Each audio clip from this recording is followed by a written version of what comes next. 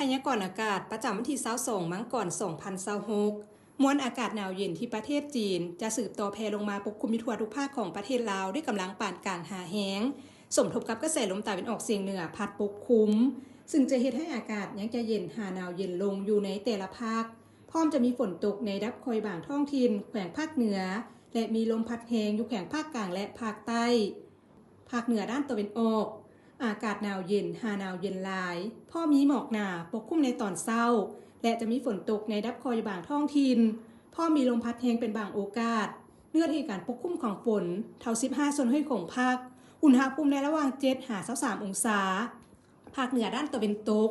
อากาศหนาวเย็นพ่อมีหมอกหนาปกคลุมในตอนเช้าและจะมีฝนตกในดับคอยบางท้องถิ่นพ่อมีลมพัดแรงเป็นบางโอกาสเนื่องจากการปกคลุมของฝนเท่า10ส่วนให้ของภาคอุณหภูมิในระหว่าง11-29องศา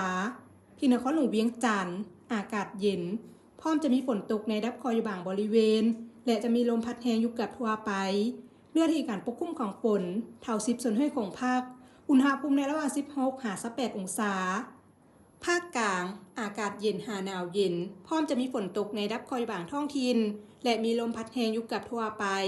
เนื่องจากการปกคลุมของฝนเท่า10ส่วนให้ของภาคอุณหภูมิในระหว่าง14-30องศาสำหรับแขวงเส้นสมบูรณ์อากาศหนาวเย็นพ่อมีหมอกหนาปกคลุมในตอนเช้าและจะมีฝนตกในดับคอยบางบริเวณเนื่องจากการปกคลุมของฝนเท่า10ส่วนให้ของภาคอุณหภูมิในระหว่าง10-18องศาภาคใต้อากาศเย็นหาหนาวเย็นในตอนกลางคืนหาตอนเช้าพร้อมจะมีลมพัดแรงอยู่เกือบทั่วไปอุณหภูมิในระหว่าง14-32องศาสำหรับเขตผู้เพียงบริเวณอากาศหนาวเย็นหาหนาวเย็นหลายพ่อมีหมอกหนาปกคลุมอยู่ทั่วไปในตอนเช้าและจะมีลมพัดแรงเป็นบางโอกาสอุณหภูมิในระหว่าง6-24องศา